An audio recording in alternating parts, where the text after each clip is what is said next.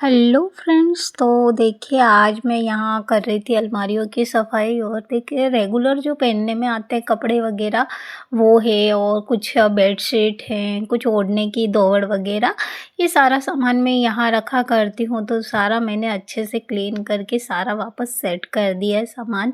और जो मैं बैग वगैरह लगाती हूँ इसमें मैं बिल हो गए, पैसे हुए, जो सब्जी वगैरह डेली लेना होता है तो बार बार अलमारी खोलना ये तो हो ही नहीं पाता। इसी वजह से मैं यहीं पर रख दिया करती हूँ।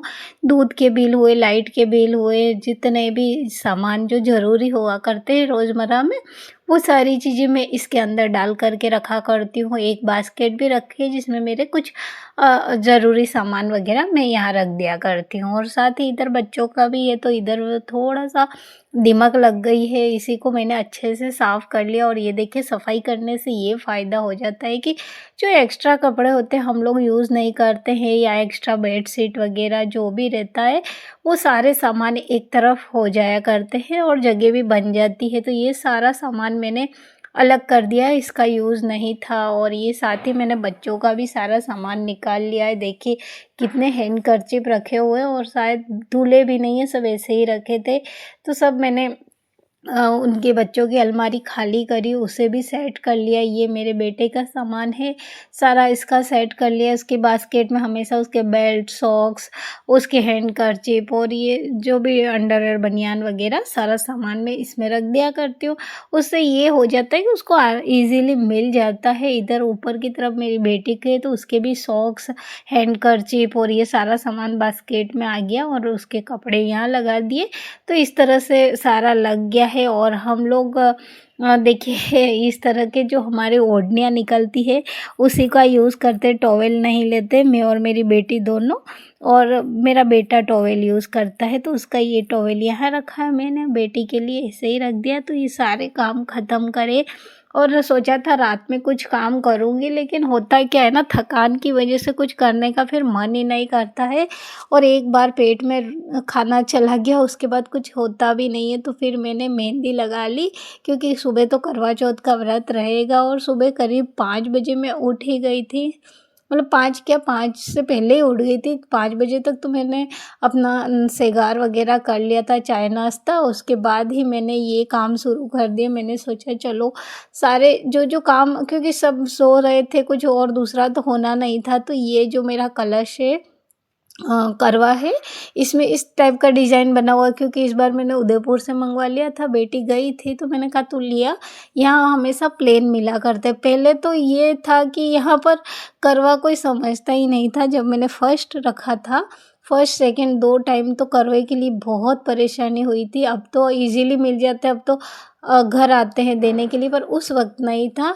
तो ये मैंने अपने करवों को इस तरह से देखिए कपड़ा लगा लिया। इस बार मेरे पास रेड वाला नहीं था, ये वाला था, तो बस यही मैंने इस पे लगाया। इसमें पानी निकल रहा है इसलिए मैंने यहाँ लगा दिया, क्योंकि जो जिस पे पहले मैंने रखा था वो ड्रम है और उसमें गेहूँ भरे हुए हैं, तो पानी जाएगा तो फिर से ख़राब हो जाएंगे। इस वजह से मैंने इसको यहाँ रखा। और ये जो किनारी होती है ना, इसको मैंने सुई धागे से अटैच कर लिया ताकि थोड़ा सा अच्छा दिखेगा, बस इसी वजह से। बाकी कोई ज़रूरी तो था नहीं, बट थोड़ा अच्छा लगता है इस तरह से, इस वजह से ये टाँका लगा लिया। और जो एक्स्ट्रा धागा नज़र आ रहा है उसे कट कर लेंगे। और यहाँ पर तो ऊपर आएगा ही ये दीपक, जिसमें मिठाई वगैरह रखी जाती है। और ये मेरी माताजी की मैंने मंगवा ली थी पोस्टर, और उसी को इस तरह से मैंने लगा लिया था एक टाइल के ऊपर, और साथ ही ओढ़नी ओढ़ा ली। फिर पूरा दिन मैंने छोटे मोटे काम करे, रेस्ट किया, क्योंकि उसके बाद मेरी हालत बिल्कुल होती ही नहीं है कि मैं कुछ कर पाऊँ। अब मेरे साथ ऐसा होता है, पहले तो मैं पूरा दिन काम किया करती थी, कई लोगों का खाना भी बनाती थी दोनों टाइम, लेकिन अब मुझसे कुछ होता नहीं तो मैं सो जाती हूँ। फिर शाम को रेडी होके, और थोड़ा बहुत पहले मैंने खाना बना लिया था, चपाती बनाना बाकी था, बाकी सारा मैंने किचन का काम ख़त्म कर लिया। और फिर मैं रेडी हो गई।